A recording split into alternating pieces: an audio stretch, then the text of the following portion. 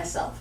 I think my creativity started with my grandmother, primarily, and to some degree my father. And my father was an alcoholic, which was really bad, but he also was a creative person.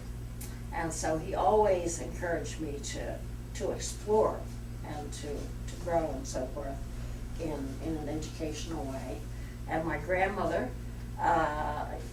from a very early age, she sat me on her lap and she taught me to read, and she read fairy tale stories to me, and she did all those kind of wonderful things that grandmothers can do, and took me to the park and see squirrels. I grew up in a poor neighborhood in Philadelphia, so it was like a tree grows in Brooklyn without the tree. So anyway, so I would say that those two people were the original in some ways. It started as difficult as my home life was. And my mother was not at all interested in education or creativity, but she was a survivor. And she supported the family, and she was a very loyal person. And so I got my survivor skills from her. And I think surviving is a big part of the creative process, because it's so easy to give up, at any stage, no matter how successful you are. But I wanted to get away from home as soon as I could. And so I majored in math, but thought that was boring, switched to journalism, and I got a job at the Canyon City Daily Record as a newspaper reporter. And so I covered all the beats, so to speak. This is old time, 58 to 60 Canyon City. So I had a training. I did have a training as a writer, but it was a journalistic kind of training. And I really loved to do that work. I really enjoyed going around on my beat and writing up the stories and all of that. But then I thought I didn't have enough depth in my education. And I didn't really have any, because all my parents didn't finish high school even.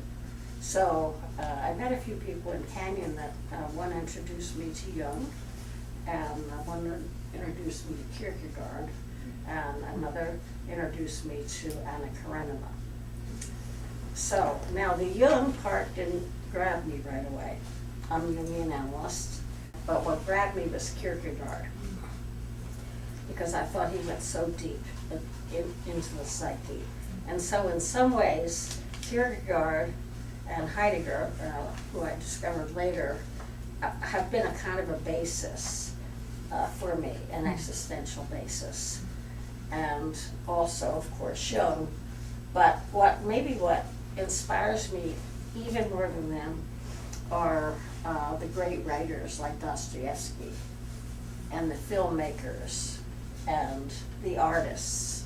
And so when I'm looking for inspiration, I usually do that. I usually go to a museum exhibition, or I go to an opera or something like that. And for some reason, for me, that works. It opens up all kinds of things. So anyway, then what I did was I came here. I got a master's in philosophy. I went to King, got a doctor's in philosophy, and then I went to Switzerland to work with an existential psychoanalyst named Metterboss. I mention this because I know some of you are therapists. And he was very creative. He wrote a book called Das Science Analysis and Psychoanalysis. And I wasn't too interested in Jung, quite frankly, and at the time, but I had read his autobiography. But he said he couldn't give me a diploma, but this place down the street could. And so I checked it out, and I happened to be the Jung Institute in Zurich.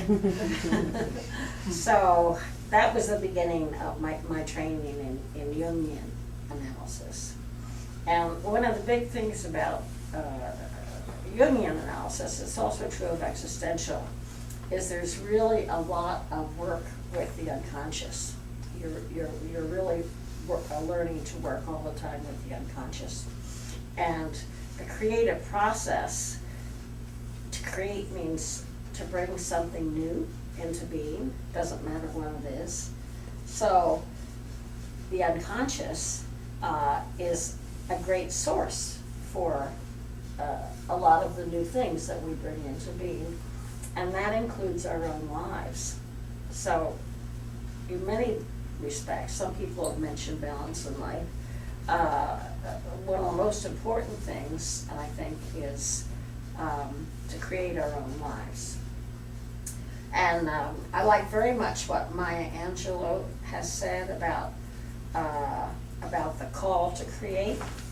And what she said is, it's a way of dwelling poetically. And dwelling poetically to her means to be present in everything that she does.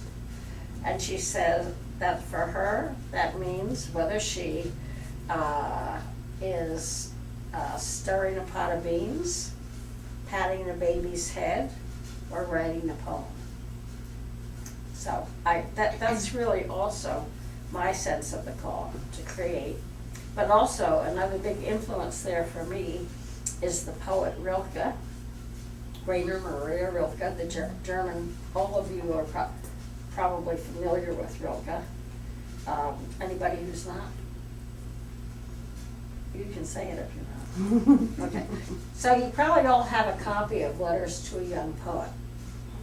And one thing that I would suggest is, I know whenever I get stuck, I pull out my Rilke. Because on almost every line of Rilke, there's something that it can inspire you, and that somehow seems to be just right for that day. So Rilke's been a big source of inspiration for me. Well, anyway, I finished the Jungian thing. I wanted to write, well, I had written as a journalist, and then I wrote some philosophy articles. And then I was teaching at UCD, and then my father died.